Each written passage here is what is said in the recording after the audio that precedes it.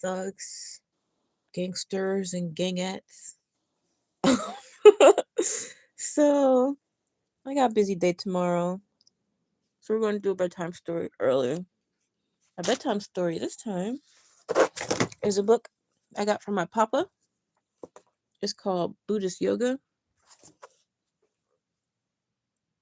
by Rev Kanjitsu Iijima. This is what the front looks.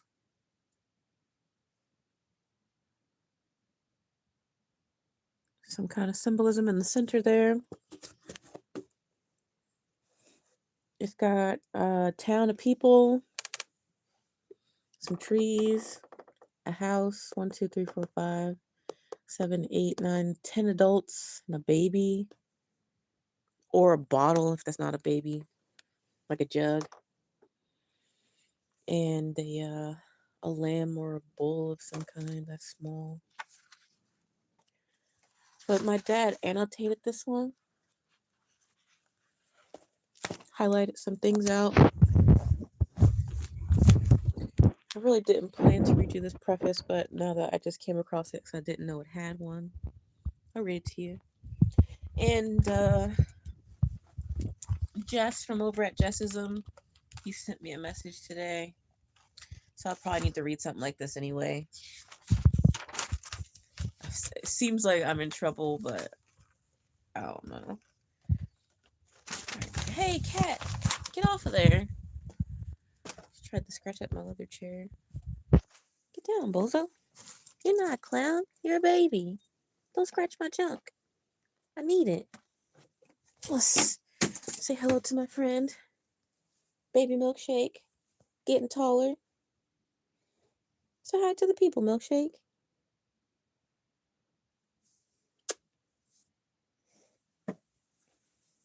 She's my shoulder baby.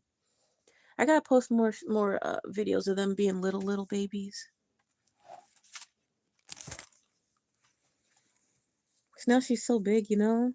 She reminds me of hi Sangi KS in 5S. I'm fine. How are you? This is Milkshake. She was just scratching my chair. I'm about to read you the preface from this book here. This Buddhist yoga book by Rev Kanjitsu Iijima. But I was saying before my cat started scratching my stuff, I'm in America, buddy. America is hell. If you check my channel, I got a lot of playlists about America from the perspective of an Indigenous American. Feel free to peruse. You might like the Niji Heritage or Native American Heritage Month playlist if you want to learn some stuff that's really like American without the colonialism added on top. Some of the videos will talk about colonialism a little bit, but not all the way. Hi, Lulu Lion Girl. I like your username. That's cute. So the foreword for this book was done in 1975. This was my dad's book. I read part of the first chapter here, and then I stopped because I figured I should probably read some to y'all. Forward. Yoga and Buddhism constitute the zenith of Oriental culture. The Orient can therefore make its greatest contribution to mankind through Buddhism and yoga. But the books on Buddhism and yoga now being distributed throughout the world contain many misinterpretations and often suggest that the part may be taken for the whole. This is most regrettable. Documented yoga is approximately 3,000 years old, and Buddhism has a history of some 2,500 years. To date, the founder of Buddhism, Shakyamuni Buddha, is the supreme practitioner of yoga in human history. Buddha is, in other words, a saint who brought the yoga way to perfection. Consequently, if anyone teaching yoga has not yet entered Buddhism, his theory can only be called immature. The present book, on the contrary, is a mature work. In this sense, I wholeheartedly recommend to all people this book by Rev Iijima. Okay, so this foreword is done by a person named Masahiro Oki, Masahiro Oki. The world today is in turmoil is in a turmoil of confusion and distress. Science has advanced so far that we can only fly to the moon, but it has not made man happier. There is an increase in the number of the mentally ill, and the tragedies of war continue to almost unabated. Serious diseases are spreading. Crimes are becoming more brutal, broken homes are commonplace, and the fear of tragic accidents is mounting. Sorry, checking on my cats there. Blah, blah, blah. Religious people, politicians, and physicians are all looking for a way out, but no practical solution has been found. This is the situation. Into this situation, yoga and Buddhism come with a certain inevitability. The saying, light comes from the east, is ancient, but today, more than ever, man needs this light from the east. Only in yoga and Buddhism can men find solutions to the very difficult problems that presently confront them. Yet people who do not know yoga or Buddhism will doubtlessly have misgivings about this affirmation. Rev Iijima's book is admirably suited to answer people's questions and resolving such misgivings. With all fervor I can command, I urge everyone to read this book. The relationship between Rev Iijima and myself goes back many years. He studied at a Buddhist university and a Christian theological school, but he credits me with opening his eyes to yoga and being his teacher. He has already published numerous works on Buddhism and Christianity, and I'm sure he will continue to write about yoga and Buddhism for the sake of the world. I consider him one of the most gifted and sincere religious leaders of this century, and earnestly desire that readers of his book may be led to the gate of enlightenment and salvation. So that's the foreword, and then now we have a preface by a different person. The preface is by the author, Kanjitsu Iijima, so I guess this is his contribution before the full contribution of the book itself. Let's see. There's two prefaces. There's one on the Japanese edition and one on the English American edition. So I'll read you that one. I'll skip the other one and read that to myself later. But if you're very interested, just let me know in the comments and then I'll post a picture of that one. And then you can read it for yourself. Or you can tell me to read it to you, in which case I will read it to you. Quite some time has passed since people began to talk about the crisis of Christianity in America. Yet, despite the unflagging diligence of countless religious leaders, the crisis continues. Children from broken homes wander the streets like orphans, and drug addiction has spread even to the young in our junior high schools. Windows are boarded up because of rampant crime, thus creating a dead city within the urban sprawl. In the strictest sense, one can no longer speak of America as a Christian nation or even as a land of law and order. I do not believe Christianity has lost the ability to help people of the century. It is not an it is not an anachronism simply because its existence is a thing of the past. The spirit of Jesus, I love when, this is an aside, I love when Kurimeo Ahau, he goes, Jesus. He can't say Jesus the normal way. The spirit of Jesus Christ is such that it will shine radiantly as a sublime treasure so long as man continues on this earth. The question is, how can God, Jesus embraced, be brought to the hearts of people today? The Bible describes Jesus' method of communication in these words. With many such parables, he would give them his message, so far as they were able to receive it. He never spoke to them except in parables, but privately to his disciples he explained everything. That's from Mark 4:33 to 34. As indicated in this passage, Jesus adapted his method of communication to the capacities and situations of his hearers. So I was in a group, this is another aside, because I'm going to do this the whole time, you already know. If you've been here before, you already know I'm going to yap while I'm reading these books to you. So I was in a group chat tonight on Discord with everybody that's like, so do you remember when pickup was like famous and like 10 years ago where that was like so popular? And then Owen Cook had the company Real Social Dynamics. So I'm in a group chat with those kind of folks, and we were all doing like public speaking stuff, and some topic similar to this came up, And I thought it was pretty cool. I don't remember what I was trying to tell you, but back to the story. As indicated in this passage, blah, blah, blah. Oh, yeah. So he adopted communication to the capacities of his hearers. So what came up in that, some Star Trek for your ass. So what came up in that conversation was this recurrent theme of like, well, how do you decide where your focus of your public speaking is going to go? Is it to the point of what you're actually talking about and to the people who you intend the message to go? Or do you only and always reshape your talk and your focus or your conversation to the people that are in your present audience, whether or not it's recorded or not? For me, Tom Jones, I don't like playing to the audience. I think if your audience doesn't understand you, like, get fucked too bad. But at the same time, it's not always a helpful perspective to have. You do need to figure out how to modulate things so the people that you know are listening to you sometimes. So blah blah blah, Jesus and his communication, blah blah, Buddhism, blah blah blah, my day tonight. So I'm bored with this forward. We're going to skip ahead to the actual book. Foundation for the Way of Body and Mind. And I asked my dad to borrow this not too long ago. And he said, yeah, sure. So I'm borrowing it. And because I low-key got in trouble with Jess, it sounded like I decided to read it to you all. Because usually if somebody's a little ornery with me, more than just myself can benefit from some intervention. So I hope what this book has to say will be some value to you. And all right.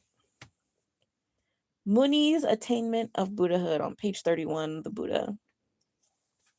My dad has this section highlighted to define clear vision. The practice of meditation and the practice of muscle control, where it leads to the discovery of paradise, a majestic world of eternal reality, a world without sin, sickness, or death, clear vision, the eyes of enlightenment. So my dad summarizes this whole page with that little underline section. And what I want to do for you, maybe for me, let's see, is go through all these underlines so we don't have to read this whole book. But we will if you want me to. So just let me know later on. So what we're going to do is go through my papa's highlights. So clear vision is the practice of meditation and the practice of muscle control, to where it leads to the discovery of paradise, meaning a majestic world of eternal reality, a world without sin, sickness, or death. This is clear vision.